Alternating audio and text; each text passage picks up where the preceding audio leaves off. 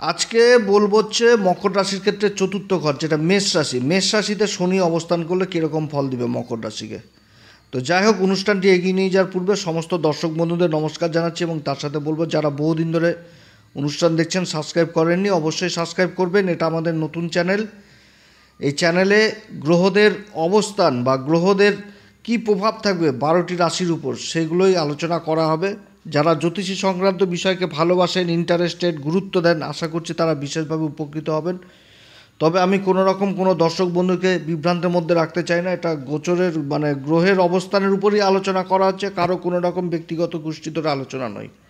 তো চতুর্থ ঘরে শনির অবস্থান হয়ে যাওয়া মানে শনি নীচ অবস্থায় চলে আসা। চতুর্থ ঘর হচ্ছে মেষ রাশি। মেষ রাশিতে শনি নীচ হয়ে যায়। গ্রহ যখন নীচ অবস্থায় চলে আসে তখন কিন্তু তার প্রভাব কোনোভাবে ভালো হয় না, যতক্ষণ পর্যন্ত গ্রহের নীচ ভঙ্গ হচ্ছে না। তো শনি চতুর্থ ঘরে অবস্থান করছে, তাহলে শনি মেষ রাশিতে নীচ হচ্ছে, তো তাহলে শনির নীচ ভঙ্গ কীভাবে হবে? তো শনির নীচ ভঙ্গ তখনই হবে যখন মঙ্গল কেন্দ্রে অবস্থান করবে। 4টি ঘরের মধ্যে মঙ্গল অবস্থান যদি করে তাহলে শনির নীচ ভঙ্গ হবে। আবার মঙ্গল যদি নবম ঘরে অবস্থান করে, যেটা হচ্ছে কি কন্যা রাশি, এই রাশিতে মঙ্গল অবস্থান করলে মঙ্গলের আবার অষ্টম দৃষ্টি শনির উপর পড়বে এবং নিজের রাশিকে দেখবে, তখন আবার নীচভঙ্গ হবে।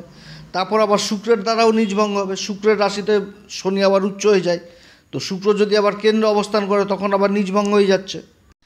এবার শনির যদি নীচভঙ্গ হয়ে যায় তাহলে কিন্তু এই শনি আবার জবরদস্ত একটা ভালো ফল দিবে এই চতুর্থ ঘরে, সব দিক থেকে উন্নতি দিবে এই শনি। তৃতীয় দৃষ্টি পড়ছে ষষ্ঠ ঘরে, রোগ রিপু ঋণ এই দিক থেকে কিন্তু যথেষ্ট রক্ষা করবে। ষষ্ঠ ঘরটা আছে কি মিথুন রাশি। মিথুন রাশির অধিপতি বুধ। বুধ হচ্ছে পরম মিত্র এবং যেরকম এটা বুধের সাধারণ রাশি, আবার বুধের মূল ত্রিকোণ রাশি যেটা ভাগ্যের ঘর, কন্যা রাশি হয়ে যাচ্ছে। তো বুধের সাথে সম্পর্ক পরম মিত্রের। তো এখানটা তো অসুখ বিসুখ দিবে বলতে কি, অসুখ বিসুখ নিরাময়ের দিক থেকে যথেষ্ট ভালো হবে। এবার অসুখ বিসুখ কি শুধু হতেই থাকবে সেটাও তো না। যারা অসুখ বিসুখ, যেমন যারা চিকিৎসক, যারা চিকিৎসা করছেন তাদের জন্য যথেষ্ট ভালো হবে। আবার যারা পড়াশোনা করছেন ডাক্তারি নিয়ে তাদের জন্য যথেষ্ট ভালো হবে। যে কোনো বিষয়ের পর যারা ডাক্তারি করছেন যথেষ্ট ভালো অবস্থান। আবার শত্রুদের উপর যথেষ্ট বিজয় হাসিল করবে, শত্রুরা বহু দূরে থাকবে। সেরকম নিজের কর্মকে এগিয়ে নিয়ে যাওয়ার জন্য যারা ঋণের চেষ্টা করছেন সেই জিনিসগুলো হবে। তারপরে মামা বাড়ির সাথে সম্পর্ক ভালো হবে, মামার বাড়ির উন্নতি হবে, মামাদের সাথে সম্পর্ক ভালো হবে। কিংবা ভাগনা যদি থাকে ভাগনার সাথে সম্পর্ক ভালো হবে, ভাগনার আয় উন্নতি বাড়বে, কর্মের দিক থেকে উন্নতি হবে। যারা আবার বিদেশে যাওয়ার চেষ্টা করবেন তাদের জন্য যথেষ্ট ভালো। ইম্পোর্ট এক্সপোর্টের কাজগুলো যথেষ্ট ভালো হবে, বিদেশে কর্মের সন্ধান পাবে, এরকম কাজগুলো হবে। নিজভঙ্গ অবস্থায় যে শনির সপ্তম দৃষ্টি পড়বে কর্মের ঘরে, যেটা হচ্ছে তুলা রাশি। তুলা রাশিতে শনির দৃষ্টি থাকবে, কর্মের দিক থেকে বিশেষ উন্নতি পাবে, পিতার সাপোর্ট পাবে। রাজনীতির সাথে যারা যুক্ত রয়েছে তারা বিশেষ খুব ভালো দায়িত্ব বাড়বে তাদের, রাজনীতিতে সফলতা হবে, কর্মক্ষেত্রে মান সম্মান যথেষ্ট বৃদ্ধি পাবে, ভূমি সংক্রান্ত কাজগুলো যথেষ্ট ভালো হবে, জায়গা জমি সেল পারচেসের কাজে যারা যুক্ত রয়েছেন যথেষ্ট ভালো, বন্ধুবান্ধবের সার্কেল জিনিসটা যথেষ্ট বৃদ্ধি পাবে। যেগুলো জেনারেশন টাইম কাজকর্ম চলে, যে ঠাকুর দাদা করেছে তারপরে পিতা করবে তারপরে সন্তান করবে, এই সমস্ত কাজগুলো যথেষ্ট ভালো হবে এবং কর্মক্ষেত্রে সন্তান দায়িত্ব পাবে। তারপরে দশম দৃষ্টি রাশির উপরে থাকছে।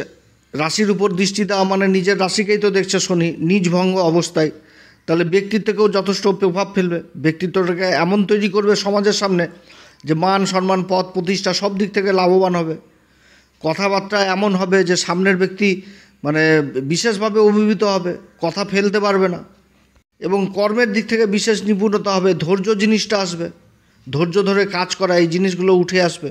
কর্তব্য জ্ঞানটা যথেষ্ট উঠে আসবে, দানশীল হবে, সেবা জিনিস, সেবা মনোভাবে এইগুলো চলে আসবে। তো নিজভঙ্গ অবস্থায় এরকম ফল দেবে। এবার যদি নিজভঙ্গ না হয় তাহলে কর্মক্ষেত্রে অসুবিধা করবে, অসুখ বিসুখ দিবে, গণ্ডগোল অশান্তি দিবে, শত্রু যথেষ্ট উৎপাত করবে, এগুলো তৈরি হবে নিজভঙ্গ যদি না হয়। মায়ের শারীরিক অবস্থার অবনতি করবে, মায়ের সাথে মতবিরোধ হবে, পিতার সাথে মতবিরোধ হবে, কর্মক্ষেত্রে বেকার খাটাখাটনি বৃদ্ধি পাবে, যেটা যেখানটাতে খাটার না সেখানটাতেও খেটে দিবে, যার জন্য ইনকামটা যথেষ্ট কম হবে, সংঘর্ষ অত্যধিক হবে, ন্যায্য পাওনা থেকে বঞ্চিত হবে। কর্ম করলে 100 টাকার হাতে পাচ্ছেন 90 টাকা, এটাতে সন্তুষ্ট থাকে, এরকম জিনিসগুলো হবে নিজ শনি হলে। অযথা পরিশ্রম বৃদ্ধি পাবে। আবার দেখা হলো শনিদেবের নিজ ভঙ্গ হলো না, কিন্তু শনিদেব আবার বকরি অবস্থায় চলে আসলো। তখন আবার যথেষ্ট ভালো ফল দিবে। বকরি শনি একদম উচ্চ শনির মতন ফল দিবে, উচ্চ শনি যেরকম ফল দিবে সেরকম বকরি শনিও ফল দেবে নিজ অবস্থায়, মানে বিষে বিষক হয় এরকম হয়ে যাবে, খুব ভালো রেজাল্ট দেবে। যেগুলো প্রথমে বললাম ওগুলো সব কিছুই ভালো হবে, চরম উন্নতির শিখরে উঠবে বকরি অবস্থায় নিচ হয়ে গেলে। তো এরকম হচ্ছে শনির রেজাল্ট। নিচ অবস্থায় শনি থাকলে বিশেষ উপাচার করা উচিত, কিছু নিয়ম মেনে চলা উচিত, শনিকে প্রসন্ন করতে হবে, সেই জায়গাগুলো যেগুলো শনি পছন্দ করে সেই বিশেষ কাজগুলো করতে হবে। সেবা দান, শনি হচ্ছে কি সেবা বুঝায় শনি থেকে। তো ধর্মের প্রতি সেবা, নিজের কর্তব্য জিনিসটাকে বুঝাবে যে তোমার সমাজের প্রতি কী কর্তব্য রয়েছে, সেই কর্তব্যগুলো করতে হবে। যে শনির যে দৃষ্টিগুলো পড়ছে, যেমন তৃতীয় দৃষ্টি অসুখ বিসুখের ঘরে পড়ছে, তো অসুখ বিসুখ যারা ওষুধপত্র কিনতে পারে না, গরিব দুঃখী মানুষ, তাদেরকে ওষুধপত্র দিয়ে সাহায্য করো, এই নিজ শনি আবার যথেষ্ট ভালো ফল দেবে। নিজের ছায়াদান করতে হবে, ছায়াদান, তারপরে পিপল গাছের নিচে মাটির প্রদীপ জ্বালাতে হবে, এগুলো করলে যথেষ্ট ভালো ফল দেয়। হনুমান চল্লিশা, বজরংবাণ, শ্রীরাম সীতার প্রণাম মন্ত্র সহকারে পাঠ করতে হবে। মাঝে মধ্যে বজরংবলী দর্শন করতে হবে, জটাওয়ালা নারকেল দান করা লাগবে, এই সমস্ত জিনিস করতে হবে। কর্মক্ষেত্রে ভুল করেও কাউকে ঠকানো যাবে না, বা মিথ্যা আশ্বাস দেওয়া যাবে না, বা নিচু তলার মানুষের সাথে বাজে ব্যবহার করা যাবে না।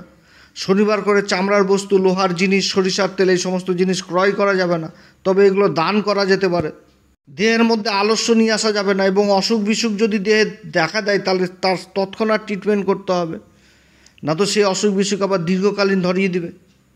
চতুর্থ ঘর হচ্ছে কি সুখের ঘর। সুখের ঘর মায়ের আঁচলের তলেই তো সব থেকে বড় সুখ। মায়ের সেবা করতে হবে, মায়ের সাথে যতই সম্পর্ক খারাপ হোক, মাকে কোনো সময় ত্যাগ করা যাবে না, মায়ের সেবা করতে হবে।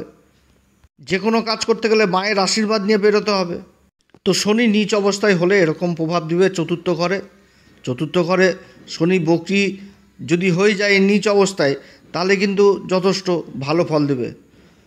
তবে শনি চতুর্থ ঘরে অবস্থান করলে কি ভূসম্পত্তির মালিক করাই অনেক। তো যেহেতু নিচ অবস্থায় হয়ে যাচ্ছে, আর যদি নিজভঙ্গ হয় কিংবা বকরি অবস্থায় চলে আসে, তো বৃদ্ধ বয়সটা অতটা ভালো হয় না, বৃদ্ধ বয়সে খুব কষ্ট দেয় এই চতুর্থ শনি, শারীরিক দিক থেকে সমস্যা তৈরি করে অনেক রকম।